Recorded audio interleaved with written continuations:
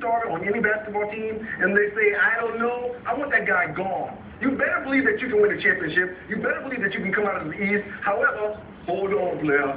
Y'all just ain't ready yet. You're still a whole lot young, okay? You still got milk under your bottom lip that is spilling from out of your cup. You're not ready yet. I think when it's into clutch time in certain situations, like a Game 6, that's a must-have, or a Game 7, that they don't have the intestinal fortitude or the maturity to push through to get it done.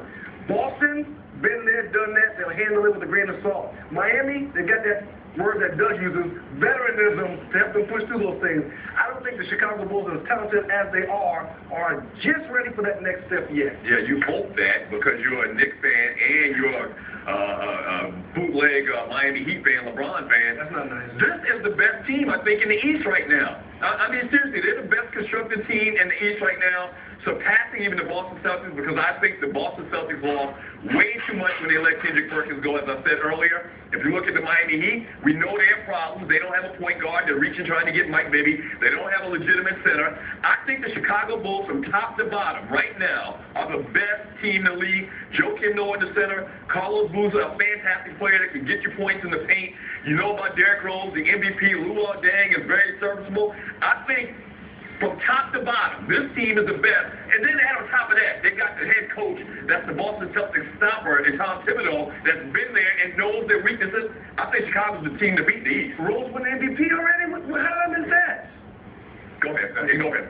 I agree with only one point you just made. The Celtics just came back a little to the pack with that trade. I didn't like the trade. They're not as good as they were pre-trade.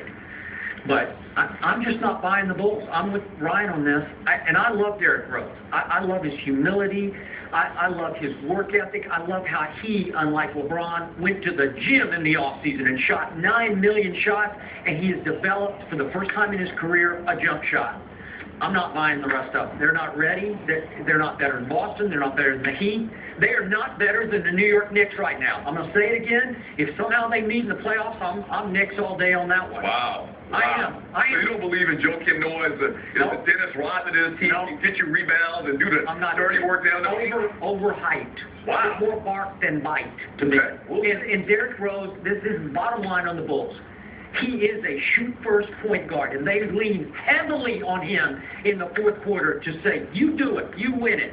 And some nights, at about 6'3" tall, he's just not big enough. He's not LeBron-esque. He's not that, you know. I did some research, and the only shoot-first point guard that we really found that had success, which means winning the championship, was Isaiah Thomas back in the 80s with the Detroit Pistons. And other than that, I just don't think that a shoot-first point guard that has to get 35 or 40 points a game, he's a primary scorer. I don't think labeling him a shoot-first point guard is accurate. I mean, I think he's a point guard first that can shoot. We'll see, though. We're going to have to leave it there, guys. That's going to do it for this part of our